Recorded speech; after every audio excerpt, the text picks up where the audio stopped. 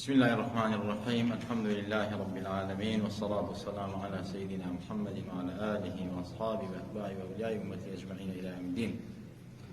اللهم ربنا آتنا في الدنيا حسنة وفي الآخرة حسنة وقنا عذاب النار. لشوێکی تری جمعەی مبارەکە لە خزمەتی سیرەی پاکی پێغەمبەری نازدارە صلی الله عليه وسلم، الوردة العنبرية في سيرة حفظ الخير البرية، كتابەکەی جنابی مامۆستای مدەڕی دەرەجاتی عالی بێت کە لە باسی سیرەی پێغەمبەری خوا صلی الله عليه وسلم دایناوە. هەرچەند مفەسەڵ نییە بەڵام بە کورتی ئێمە لە هەندێک شوێنە تەفاسیلی پێدەین بۆ ڕوونکردنەوەی زیاتر. غەزای خەیبەر کە پێغەمبەری خوا صلی الله عليه وسلم کردی، الحەمدولله سەرکەوت بەسەر جوولەکانی خەیبەرە کە ئەو هەموو پلان و فرتوفێڵەیان بوو بۆ لەناوبردنی پێغەمبەر و ئەسحابی پێغەمبەری خوا و یارانی پێغەمبەری خوا صلی الله عليه وسلم. بەڵام خوای گەورە الحەمدولله سەری خست. ڕووداوەکانی خەیبەرمان باس کرد، هەندێک لەو ڕووداوانە موعجزەی پێغەمبەری خوای کیا صلی الله عليه وسلم، و جمعەی ڕابردوو باسی ئەومانە کردکەوە لە غەزای خەیبەرە پێغەمبەری خوا صلی الله عليه وسلم بۆ یەکجاری و بۆ ئەبەدی متعەی حرام کرد، نیکاحی متعە، ئەوەی کەوا ئەمڕۆ لا یەزال کۆمەڵێک بەناو دین و بەناو حوبی ئال بەیتەوە تەرویجی پێدەن و ئەڵەن حەڵاڵە. قەولێکی ئیبن عەباسی شێننەوە لەسەری ئەمەش تەبعەن هەمووی ئیفترا و درۆ دەلەسەیە بەدەم عەبدوڵڵای کوڕی عەباسەوە ڕەزا و ڕەحمەتی خوایان لەسەر بێ. لە پێغەمبەری خوا صلی الله عليه وسلم ئیتر لە خەیبەرە حرامی کرد، جارێتر ئیزنی دانەوە، بەڵام لە عام الفتحە لە فەتحی مەکە پێغەمبەری خوا صلی الله عليه وسلم بە ئەبەدی حرامی کرد، چونکە حەزەتی عەلی كرم الله وجهه وتمان فرميت أن النبي صلى الله عليه وسلم نهى عن متعة النساء يوم خيبر وعن أكل لحوم الحمر الإنسية. في غمر صلى الله عليه وسلم لفتح مكة قد غيك نكاح متعة أو صيغة امرأة كترويج في أدرس هاد زناية عين زناية أو هروها قوشتي يدريش مالي بيشتر حلال. حتى عبد الله كري زبير رضي الله عنه قال لسبي فرمل لمكة بغسمت عبد الله كري عباس قشتم بتم رأت شيء برامبر جنيناني متعة فرمي حرام كراوه حلالكين نسخ كراوه، يعني لا شو إن جاء في يقول جرب نفسك فوالله لئن فعلتها لأرجمنك بأحجارك. فرمي أشتواني تاقي كذا توكتور اللي حلالة بالربيك أنجامي والله أبي الرجم كم ببن شنك هر كسيك ميدار بي يا بياو بيو جني بي أجر زيناي كرفوا بناما با للشرع رزم لأنه حتى أكون مردنوكو إهانة شنك براسي أم كسا بجني هي مالي هي شو بس الأواس سنوري بزاندو ما يتعدى حدود الله فقد ظلم نفسه. ظلم النفس خوي كردو ويا إخوة وقبي تندي بدانا على دنيا رجمة ببرشاوي خلط الشوية. جاء حزن عبد الله يقول عباس فرمي والله أجرت أكاربكي من ببد رجم للذكر. جاء أجزان وخش يعني قلت له روداوانا أوي هلا دعاء خيبر كفي غمري خاص سركوني مدرسينا يمكن لأصحاب كاني في غمري خوا بناوي حجاجي كري قلاتي السلمي أم أصحاب بالريزة أم حجاجة كادي خوي كهاتو ومدينة جدي كردو كوشي كردو ولا تمن في غمري خاص صلى الله عليه وسلم كافر كاني ناومك خرسي يزور على كردوني أم باري بلانو بلام كأم مسلمان وإيمان دارو لقل في غمري واحد جدي كرد مالو قرز كان لداقي كردو لخيبراك في غمري خاص سركو فرمي يا رسول الله إذن أدي في الله بكار بينا مبور لكنه مالو حقيقون قرز كان يقوم بيغمري خافني مأزوني إجازة دراوي تو ما دام مسلماني بو حقيقات أما أكي إيش مشي ليك نيت برام مرقش كافر ناك مسلمان بك هذا حيلة شاكي بلا والله من بو أوي كوا حقيقون مرقر مكفي الله مسلمان كم لأهل إيمان دار بلام أما كسر كافرك مثلا كافرك ممكن تو داجي كردوها بفيلك لو فيلانا بمرجك مثلا بو حق سنوي خود بيتو أتواني بيك أم تشيك ناو كافر بيتوا جن الإسلام با تنها في الله كي أبو هاد بروما برو شاري مكة لدواي سركوتني في غمري قال خيبرة حجاج برو مكة روش لدربندي بيضاء شوية كان نسيجي مكة لوا قشت بكم الله قريش أهلي مثلا قريش وديان دمباسي خيبرو بيغمبرو محمد أمانة شيء ودي خبر لا يخوما وديان دي خبر كمان بيتي يمش مزجينو مجدو في يدين يمش هاوكاري دكين كلو تبابا محمد ها والله كاني كجرانو بلداري عن هيو جولك سكوتو بسرياناو او خليك مثلا محمد تسليمي ايوا اكنو ايوا بين لناو مكابي كجنو يتبتين والله ما خبرك زود الخوش كلا وديان بچي باور بيبكين تي باورم بيبكن فمن دولة قضي واناك بلان اگر حقو ما في اكم هي لاتان ببدا نو او خبري زيادة في هذا علامات ونشانة زيادة في هذا ده حقو ما في توشي وتي لاي فلان في سار باري زور منانا ملتي زور منانا لين بكرنا وباركان بني منش يمناو مكو مجدي زيادة في هذا هوالي زيادة في هذا وتيان زور باشا هاد نواب اوي كوا خلقو ام كاتبي باري كداو بقاش باركان بو هنا وباران بوكو غردو مال وسامان كداو اتر اويش همو روجك حواله بيدا نشانه يبولدا امانش تصديقي نشانه كان كردو يعني ام حواله زور راستا كواتا اتر محمد بيني ولنا مكه يما سري برن بيكجين ولنا يبرين همو لا يكمان نجات ما نبي عبد عباسي مامي پیغمبري خوا صلى الله عليه وسلم طبعا جير بجير مسلمان بو لدواي غزاي بدر غزاي بدر هاو كافر بو بوكشني پیغمبري خوا صحابي پیغمبري خوا بلام لبدر کا پیغمبر سرکو بدیلی جیرا پیغمبر آزادی کر بپارج آزادی کر مامي پیغمبر بپار آزادی کر کگراو ته پیغمبري خوا صلى الله عليه وسلم حضرت عباس ایمان پیغمبري خوا انا صلى الله عليه وسلم كهواله كي بيس حضرت عباس نخوش کو زور بيتاقت بو كأم هواله هاتو پیغمبر گیراو مسلمانان شکاون و کجراو زوریان هیو پیغمبری انو حضرت محمد صلی الله علیه وسلم مکه ادن نملیو لتولي کجراو کانی بدراو اتر زور ناراحت من خوش کو هواله گشت با حجاج كعباس امامي پیغمبری خوانه خوش کو تو اویش حضرت عباس خدمتکاری کینار بو خدمتي حضرت حجاج فرمي بي ولا بابي بينم اي فرمي لو والله ما بي بلا روا ان شاء الله مش دو مزياني بي ادم برو بي بلا بيش روشنوي بشن روشك يسرداني تو اكان ودلش تخوشك هيج بطاقه ما خدمت كاركي هات وام مجدي دابا حضرت عباس او كويلي خوي ازاكر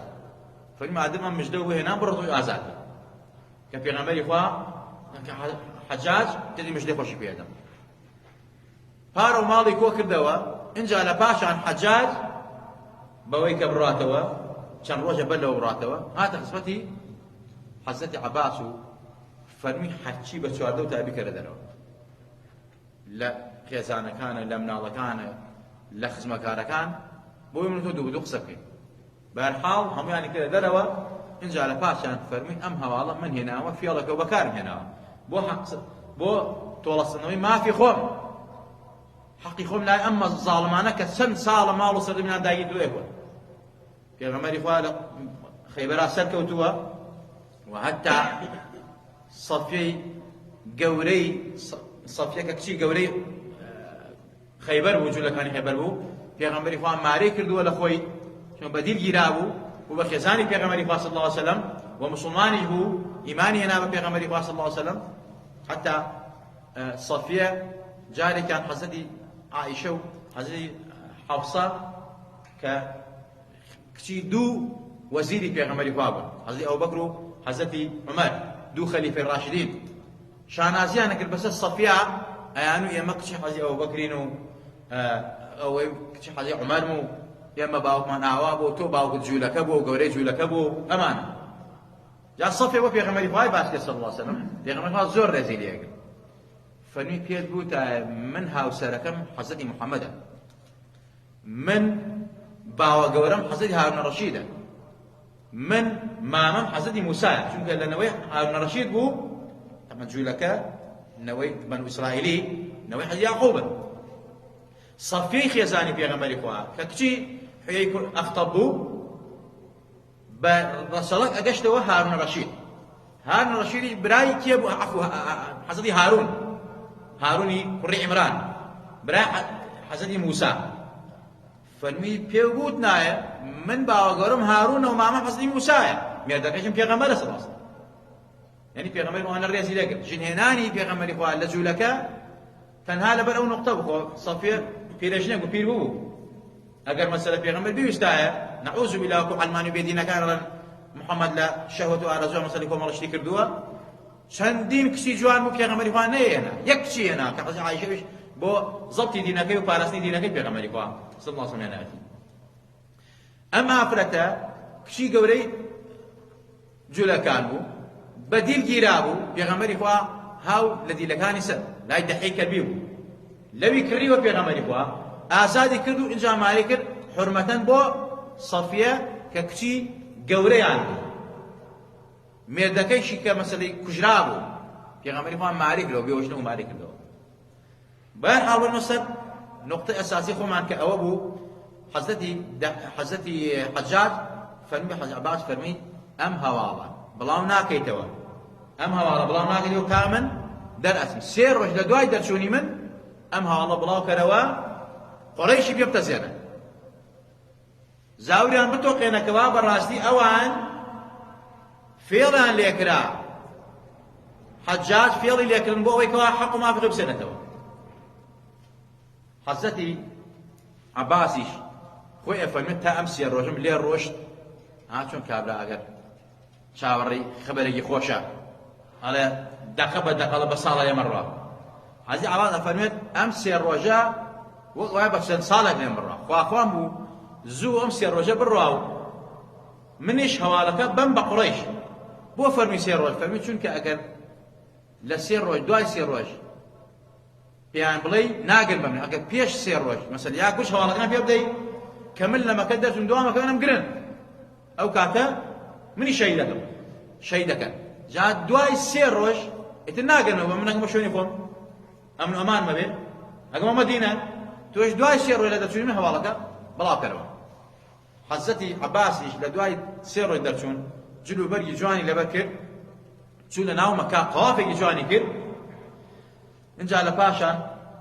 قوڕەیش سەنادیدی قوڕەیش گەورەی مشری و کافرەکان ئایان و چاولەیە بەهانی دووبانی بەرازاکەی هێننەوە لێرە ئەدەن لە گەردنی ئەمی خۆی جوان کردووە و خۆی ڕازان دەدووە و دڵخۆشی خۆی دەرەبرێت حەزرەتی عەباس دوای تەواف فەرمووی نەخێوانیە برازاکەی من خوا زاڵی کرد بەسەر ئێوە سەری خست بەسەر ئێوە لوتی ئەوەی شکان لوتی جوولەکەی شکان بەڵکو گەورەی قەبیلەی جوولەکە خەیبەر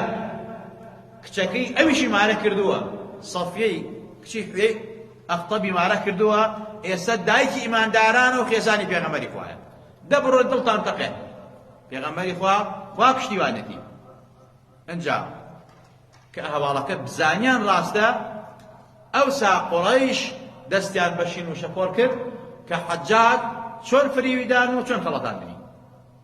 ئازیزان و خۆشەویستان لە پاشان پێغەمبەری خوا صلی الله علیه وسلم حەجاج گەڕاوە پێغەمبەری خوا دەستوەشی لێ کرد کەوا ئەم فێڵەی بەکارهێنا بۆ سەرنەوەی حەق و مافی خۆی پێغەمبەری خوا صلی الله علیه وسلم لە گەڕانەوەی خەیبەرە کە گەڕایەوە طبعا زیاد لە 18 سەحابەی پێغەمبەری خوا لە خەیبەرە شەهید و زیاد لە 393 جوولەکەی کوژران ئەوان تەسلیم بوون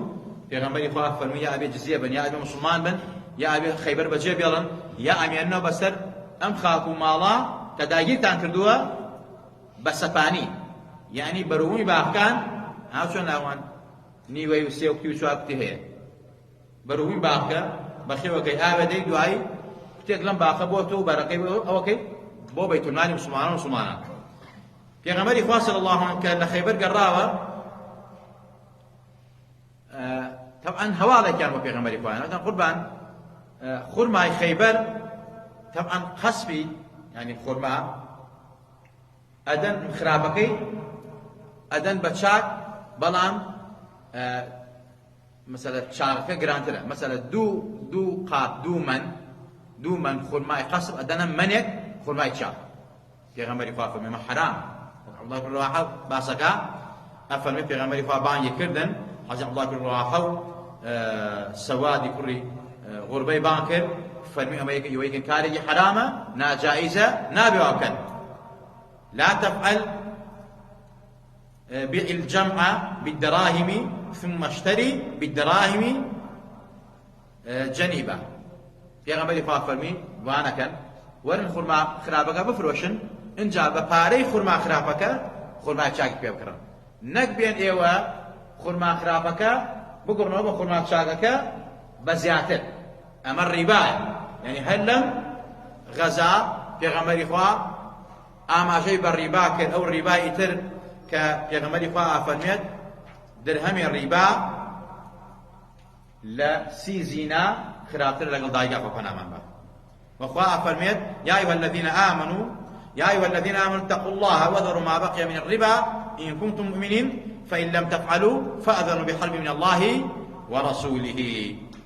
هەر کەسێک خوا ئافەرمێت ئەی مسلمانان ئیمانداران ئەو کەسانێک ئیماندارن لەخوا بدرسن تەقوای خوا بکەن ڕیبا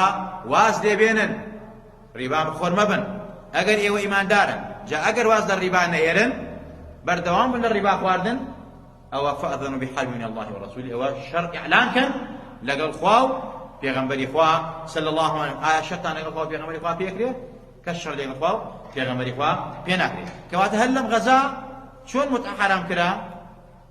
بە هەمان شێوە ڕیبا و سوو خواردنیش پێغەمبەری خوا حرامی کرد الذهب بالورق ربا إلا هاء وهاء پێغەمبەری خوا فەرمی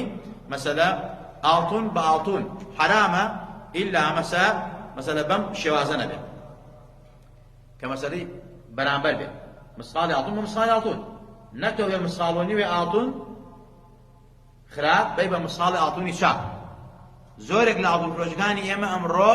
ڕیبا پێێت معاملەکانیان و نازانن وەک حەقدەسەکە وەرێگرن وەک کۆمەڵەشی تر ئەوە شوێنی وەنێکە مامەژە بەو تەفاسیلە شەریعەکەی سەلێلا بەهەرحاڵ ئەمە ملەخەصی ئەوە بوو کە پێغەمبەری خوا لەم غەزا ئەم بڕودانە اینجا لە پاشان کە پێغەمبەری خوا گەڕاوە کە ئەمانەی حرام کرد ڕیبای حرام کرد متعەی حرام کرد